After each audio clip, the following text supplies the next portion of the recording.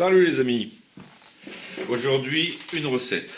Alors attention, là, bon, je vous préviens tout de suite, si vous voulez une recette en 3 minutes, vous pouvez arrêter tout de suite, c'est pas la peine. Là, je vais vous faire une recette de boudin blanc à l'ancienne, traditionnelle. Bon, il y a des variantes, hein. Personne ne fait la même recette. C'est une recette qui me vient de ma grand-mère, qui lui vient de sa grand-mère aussi, donc de mon arrière-grand-mère. C'est une très bonne recette, vous avez un très bon boudin blanc. La vidéo va prendre un certain temps. Maintenant, vous êtes libre de la suivre ou de quitter tout de suite, c'est pas un problème. Je vous remercie d'abord d'être aujourd'hui 4800 et quelques abonnés sur ma chaîne. Je vous en remercie beaucoup, puisque aujourd'hui, grâce à ça, vous avez de l'éclairage. Donc la vidéo, vous voyez, il y a de la lumière là. Je vous ferai une vidéo sur l'éclairage que je viens d'acheter. Et si j'ai acheté cet éclairage, c'est grâce à mes abonnés, c'est grâce à vous. C'est vous qui avez payé les lumières. Et c'est pas des blagues. Je vous montrerai comment et pourquoi. Et je vous montrerai mes chiffres ouvertement. Et vous m'avez permis d'acheter deux spots pour faire des vidéos. Donc vous voyez, je ne gagne même pas d'argent avec YouTube. Je réinvestis tout. Bientôt, il me faudra une nouvelle caméra. Alors là, malheureusement, c'est pas pour tout de suite, vu le prix de l'engin. Mais bon, voilà, c'est réinvesti. Ce que je peux gagner avec YouTube, c'est directement réinvesti pour faire des vidéos de meilleure qualité. Donc, je vous remercie beaucoup de vous être abonné. Je vous incite à vous abonner. Ça ne vous coûte rien. C'est gratuit. Vous n'aurez pas de pub, ni de mail, de nouveaux mails dans votre messagerie, par exemple, ou de publicité supplémentaire. Vous n'aurez absolument rien. La seule chose qu'il y a quand vous vous inscrivez, c'est que moi, j'ai un chiffre d'abonnés supérieur. Ça me place légèrement mieux sur la plateforme YouTube.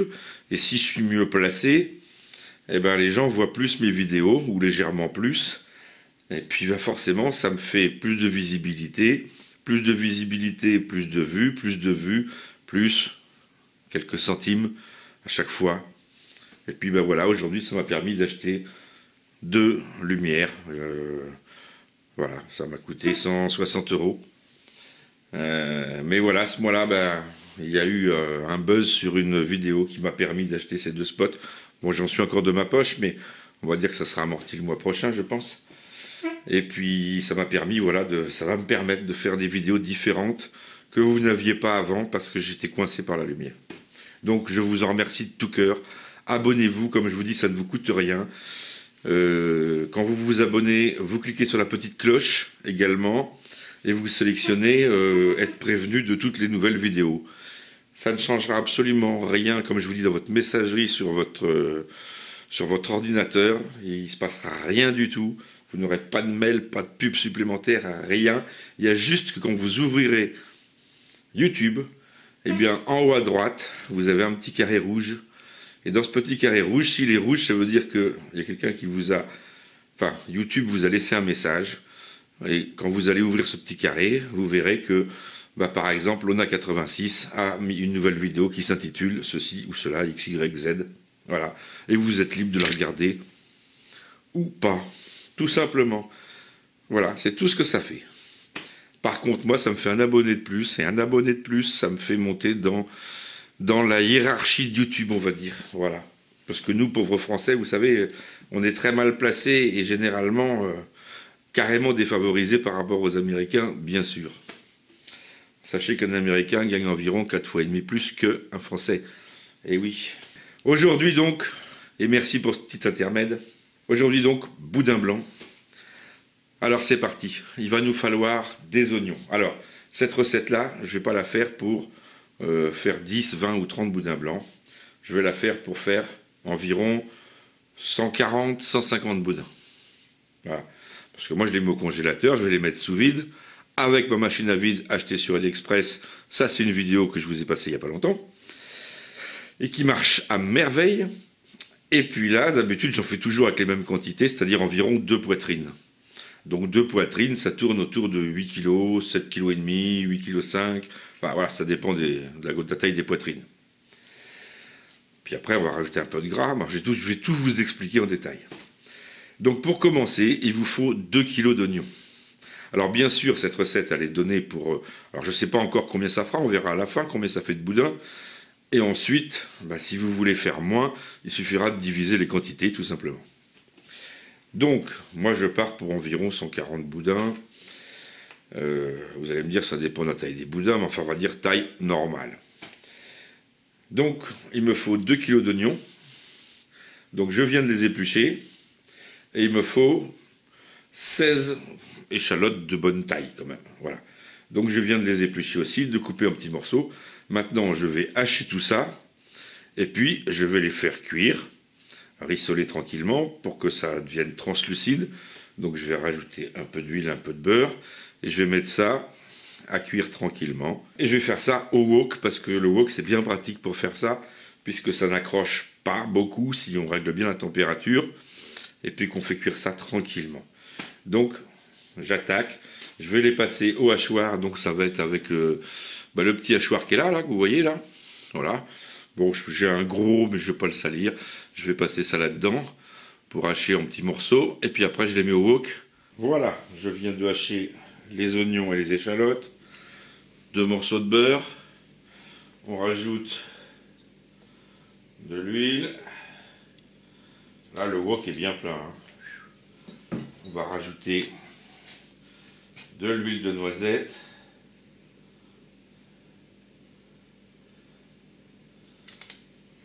Voilà. Et puis, on va lancer la cuisson. Voilà, feu moyen pour... Enfin, température moyenne pour commencer. Tout en remuant, bien sûr, et en couvrant. Et on va laisser réduire. Et on va attendre que ça cuise et que ça devienne translucide. Oignons et échalotes sont prêts. C'est cuit. Environ une bonne demi-heure. Hein. En les tournant régulièrement, bien sûr, pour pas que ça accroche. Là, je vais les mettre de côté et nous allons passer à la suite. Voilà. Donc, je viens de mettre dans un faitout. Je vais ajouter du pinot. Pinot des Charentes maison. Alors, moi, je le fais au pinot. Vous n'êtes pas obligé. Je vous conseille de le faire... avec du Porto, par exemple, c'est très bien avec du Porto. Maintenant, après, suivant les régions, suivant les recettes, certains mettent carrément de l'eau de vie. Hein. Alors là, j'en mets 1 demi-litre. Je vais en mettre un petit peu plus. 75 centilitres, voilà. On va mettre 75 centilitres. Ensuite, il va nous falloir du pain. Et là, il va nous falloir 2 kg de pain. Alors en fait, je ne vais pas prendre que de la mie. Je vais prendre du pain qui est relativement mou, humide, avec pas trop de croûte. Et je vais le passer au mixeur à viande, ou hachoir à viande avec une grille. Et vous allez voir que ça passe très bien. Voilà, donc je viens de mettre le hachoir en position. J'ai mis la grosse grille ici, ça passe mieux au départ. Et puis le pain ici. Donc là c'est du pain frais, mais que j'ai laissé prendre l'humidité. Vous voyez, je l'ai laissé dehors pour qu'il prenne l'humidité. Donc la croûte est toute molle. Voilà, donc il va passer super bien dans le moulin. Donc 2 kg de pain. Certains remplacent le pain par la farine. Et c'est nettement meilleur avec du pain. Donc je vais passer, comme je vous ai dit, d'abord grosse grille. Si ça bourre, ne vous inquiétez pas, vous pouvez rajouter du lait. Puisque dans la recette, il y a 2 litres de lait aussi. Et 4 pots de crème fraîche de 50 centilitres. Donc vous allez pouvoir rajouter, si ça bourre, du lait pour que le pain passe mieux. Donc on commence grosse grille. On passera également la viande et le gras à la grosse grille. Mais de toute façon, à la fin, on repassera toute notre mêlée avec cette grille qui est la plus petite, la grille fine. Mais bon, si je passe le pain directement à la fine, ça force. Donc on commence par la grosse grille. Voilà. Bon, là, ça va faire un boucan du diable. Bon, il n'y a rien de sorcier, il y a juste à allumer, mettre les morceaux de pain. Donc je vais couper en petits morceaux et je pousse et je vais passer tout mon pain. Allez, c'est parti. Donc je viens de finir de passer les 2 kilos de pain. Donc vous voyez, je me suis aidé avec le lait pour que le pain passe mieux. Donc pas de problème. Alors pour que le pain il passe bien, vous prenez les pains en entier, parce que le trou n'est pas très gros ici. Hein, et vous le coupez en 3 dans le sens de la longueur. Et puis vous l'enfilez, ça va tout seul avec un petit peu de lait de temps en temps. Et le pain il passe super bien. Donc voilà. Et je rajoute tout bien sûr dans ma mixture. Bon là je vais faire un peu de nettoyage, ranger un peu la table. Et puis on continue. On va rajouter la crème. Alors, la crème c'est 4 pots. 4 pots de 50 centilitres. Vous pouvez mettre de la crème liquide à épaisse. Là j'ai pris de la crème en pot à 15%. On pourrait mettre un peu plus en gras. Il va y avoir déjà du gras. Et en plus j'ai mis du lait entier. Donc bon, on va modérer un peu sur le gras. Donc 15%. Allez, c'est parti. Je vide dans la marmite. Voilà, c'est bon pour la crème. Maintenant, on va passer aux épices. Tout en sachant qu'il reste encore la viande et le gras, bien sûr, hein, à la fin. Alors, épices Rabelais. Je vous montre. Voilà, c'est une petite boîte, ça se présente comme ça. Épices Rabelais. Et à l'intérieur, c'est un sachet. Donc, vous l'ouvrez, vous secouez un peu pour que ça ne soit pas trop tassé. Et vous allez en mettre 8 cuillères à café. Donc, ça déborde pas trop. Hein. Voilà, comme ça. 2, 3, 4, 5, 6. Allez, j'en rajoute une petite parce qu'elles étaient belles, celles que j'avais mis. Voilà. Ensuite, nous allons passer au sel. Alors, je vais mettre du sel fin, sans additif. Et je vais mettre 120 g de sel. Donc là, il va falloir que je trouve ma balance pour pouvoir le peser. Je rajoute donc le sel, 120 g. Pesé, bien sûr. Voilà. Noix de muscade, environ 25 bonnes pincées.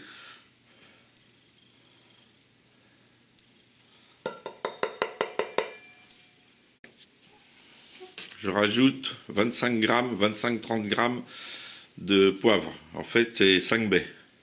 Donc différents poivres avec des baies rouges.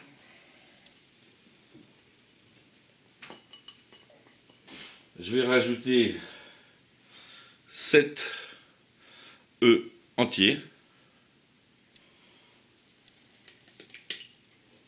Ail, semoule. Il faut mettre.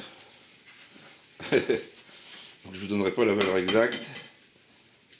Voilà, à peu près ça. Ensuite, nous allons mettre des herbes de Provence et du persil. Environ 14 cuillères à soupe d'herbes de Provence. Donc là, et persil. Hein. Donc là, je vais mettre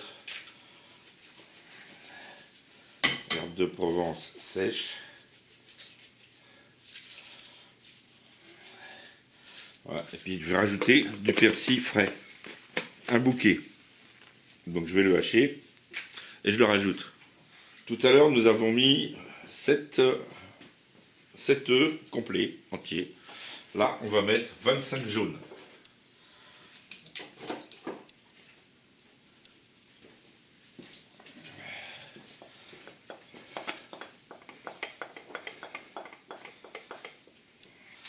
Je rajoute mon persil frais.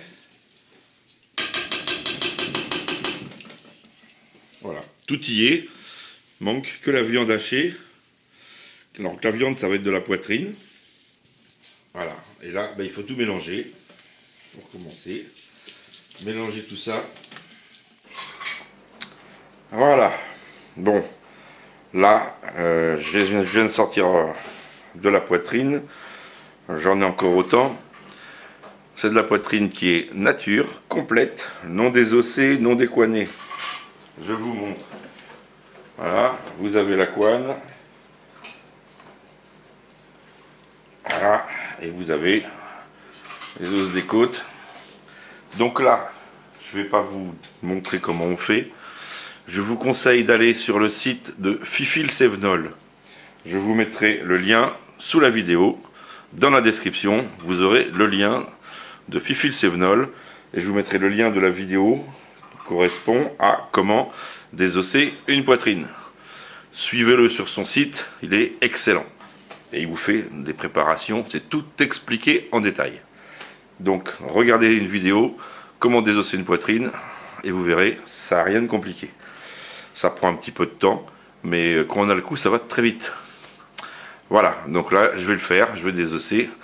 Il n'y a pas besoin que ça soit très très bien fait, dans ce cas-là, puisque de toute façon, ça va passer au hachoir. Donc, le tout, c'est de récupérer le maximum de viande et de gras, sans que, voilà, tout simplement. Donc, voilà, c'est parti. Bon, et ben voilà, sur un élan de courage, ma femme est venue m'aider. Donc, j'ai désossé toute la viande, je viens de la passer au moulin grosse grille pour commencer. Voilà donc l'appareil pour faire les boudins. Maintenant, on va mélanger les deux. Et on va tout repasser au moulin grille fine. Et après, il n'y aura plus qu'à embosser. Donc avec le même appareil, je vous montrerai. Voilà, bon pour l'instant, mélange, on repasse tout. Et puis après, je laisserai reposer ça. Et demain matin, on embosse tout ça. Allez, j'ai oublié un petit détail. Des champignons, on va rajouter des champignons. Alors ça, c'est les gueulemottes que j'ai ramassées cette année, voire vidéo précédente, où je vous explique comment les reconnaître et tout ça. Alors ça, c'en est 3 poches que j'ai mis. On n'a pas de trompette de la mort, et puis on va pas mettre des truffes non plus. Donc on va mettre des gueulemottes, donc je vais les mettre comme ça, dans le mélange, puis comme ça va repasser à la grille fine, voilà. Donc ça devrait apporter un petit goût sympa en plus. Donc les gueulemottes qu'on a été cueillir dans les bois. Voilà les amis, on vient de mélanger tout et puis on a tout repassé au moulin grille fine. Voilà, alors j'ai peut-être dû me tromper un petit peu dans les quantités. Bon, c'est ma recette de toute façon, hein. Mais la dernière fois que j'en avais fait aux environs de 140. Mais là je crois qu'on va être sûrement plus près de 200. Hein. Enfin c'est pas grave. Hein. La machine est prête, on récupère les boudins ici, les boyaux. Alors vous avez plusieurs possibilités, soit vous les trouvez sur des tubes, comme ça, donc c'est plus facile à monter avec des tubes puisque vous le mettez au bout et puis il suffit après de le faire glisser. Ou alors vous les trouvez en sachet ou en boîte, dans de la saumure. Dans ce cas-là, et ceux-là aussi sont dans la saumure, il faut les mettre dans l'eau froide ou tiède pendant un certain temps pour les dessaler.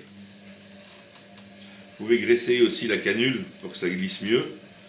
Et puis ensuite, je vais vous montrer juste le premier, mais normalement on le fait à deux, il y en a un qui pousse et un autre à l'autre bout. Alors attention au bruit.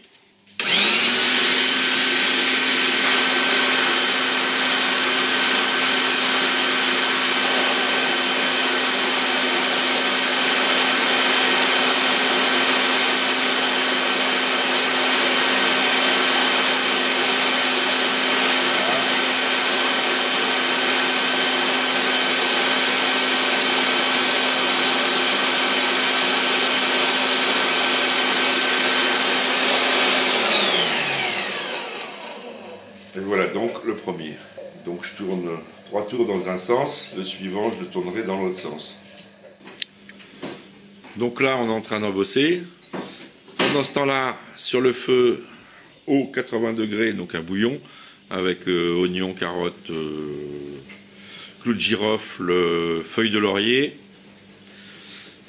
On les fait cuire 20 minutes à 80 degrés. Il ne faut pas que ça boue, surtout autrement ils éclatent. Donc on fait tourner par tournée, c'est-à-dire qu'on en fait ici, et puis il y en a 2 à 3 autres tournées qui cuisent pendant ce temps-là, et ça tourne. Je vous montre juste l'embossage.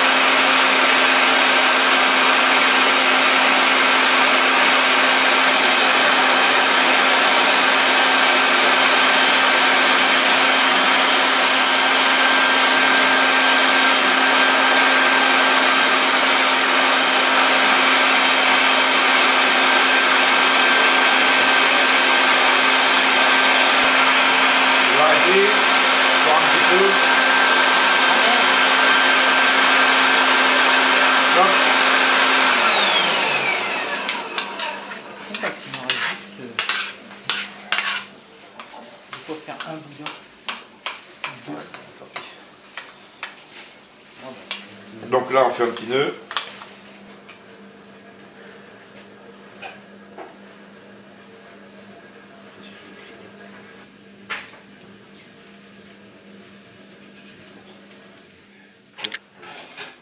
Voilà, bon bah tout est cuit, je vous montre le résultat. Donc on n'a pas compté. Il y en a 4 clayettes là, bien remplies en dessous. Je pense plus de 150, entre 150 et 200 je pense. André, on va faire à peu près ça.